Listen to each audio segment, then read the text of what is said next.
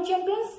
तो last lecture में हम बात कर रहे थे आरबीसी के इंट्रो के बारे में। ठीक है, हमने बताया था कि जो आरबीसी है वो मेनली आपके दो एलिमेंट से मिलकर बनी होती है। एक होता है प्लाज्मा एंड सेकंड कौन सा होता है, फॉर्म एलिमेंट।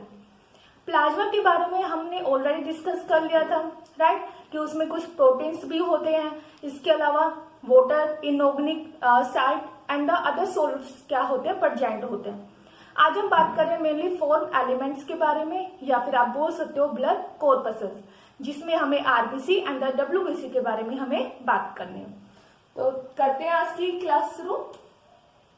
आज का जो हमारा टॉपिक आ जाता है वो कौन सा है, blood corpuscles, also known as the form element. अब कॉर्पसेस का मीन्स क्या होता है बेटा, सेल। तो होता क्या है ब्लड कॉर्पसेस कि जो सेल है वो क्या कर रही है, फ्रीली फ्लोट कर रही है in the plasma and this cell are known as the blood corpuscles. लेकिन यदि हम परसेंट की बात करेंगे कितना टोटल अमाउंट ब्लड का होता है, तो वो कितना है, 40 to 45% of total blood volume,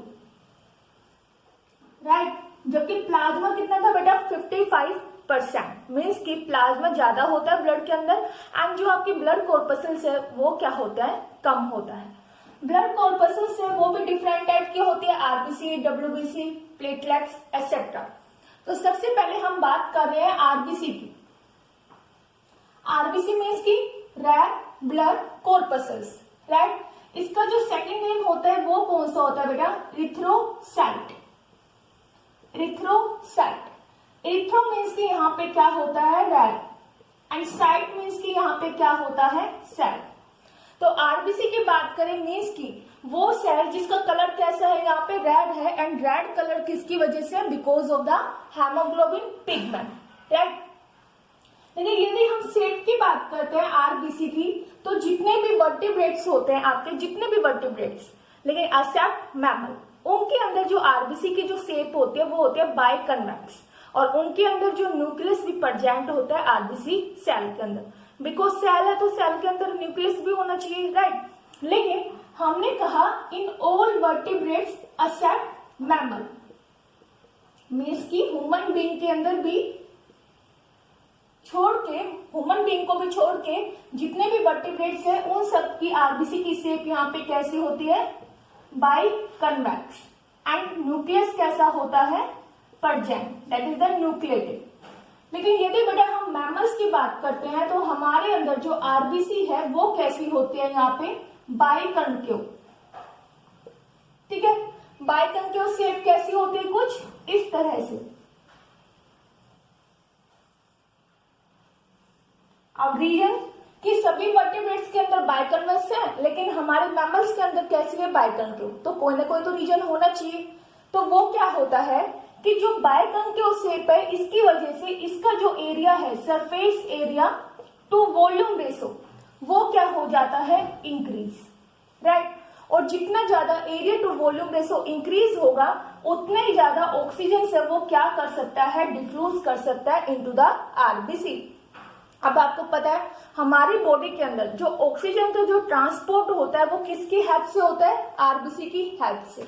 इसलिए जितना ज्यादा यहाँ पे एरिया टू वॉल्यूम रेशो उतना ज्यादा क्या होगा, ऑक्सीजन डिफ्यूज होगा इनटू द आरबीसी, राइट।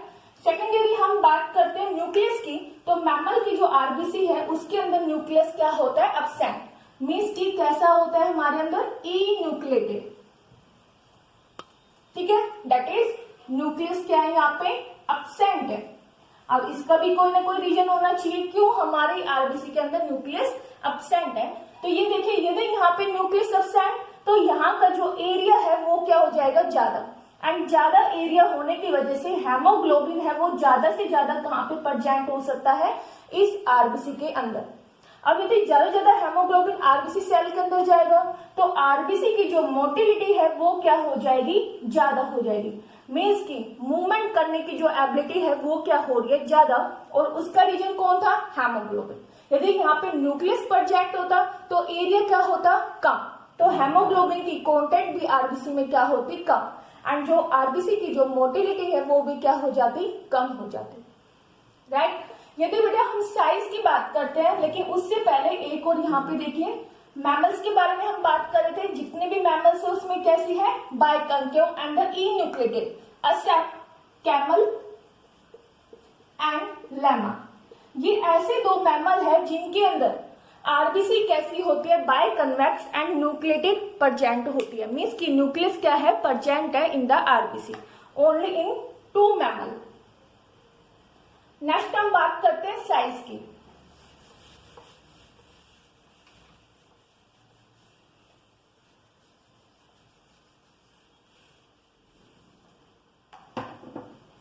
तो बेटे यदि हम साइज की बात करें तो ये जो इसका डायमीटर होता है आरबीसी का, ये कितना है यहाँ पे 728 माइक्रोमीटर, राइट।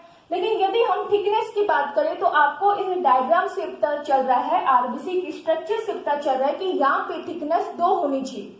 एक तो कहाँ पे, इस रिंग पे। लेकिन सेंटर की बात करें तो सेंटर में थिकनेस बेटा क्या होनी चाहिए, कम होनी चाहिए। तो इसने कहा कि जो रिंग है वहां पे थिकनेस क्या होगी, ज्यादा होगी, राइट। वो कितना है 2 माइक्रो एंड सेंटर के अंदर कितनी होती है 1 माइक्रो। तो सेंटर की जो थिकनेस है बेटा वो क्या होती है, कम देन द रिंग। क्लियर। उसके बाद यदि हम बात करते हैं बेटा इसके लाइफ स्पैन के बारे में, तो आप सबको पता है कि आरबीसी की जो लाइफ स्पैन है वो कितनी होती है 120 डेज। क्यों इतनी कम होती है आरबीसी की लाइफ साइकिल, कौन बताएगा मुझे कि आरबीसी की जो लाइफ स्पैन है वो ओनली 120 डेज ही क्यों होती है। यदि हम लाइफ स्पैन की बात करें तो आरबीसी के अंदर न्यूक्लियस क्या होता है, एब्सेंट। यदि न्यूक्लियस एब्सेंट है तो यही रीजन है कि जो आरबीसी की जो लाइफ साइकिल है वो क्या होते हैं, कम होती है। इसका जो लाइफ स्पैन है वो क्या है यहाँ पे, कम, ठीक है। लेकिन यदि बेटा हम नंबर की बात करते हैं तो जितने भी आपके ब्लड कॉर्पसेल्स है, जितने भी फॉर्म एलिमेंट्स है जैसे कि RBC, WBC and the platelets, इन सब में से सबसे ज्यादा जो नंबर होता है वो किसका होता है, आरबीसी का। आरबीसी के यदि नंबर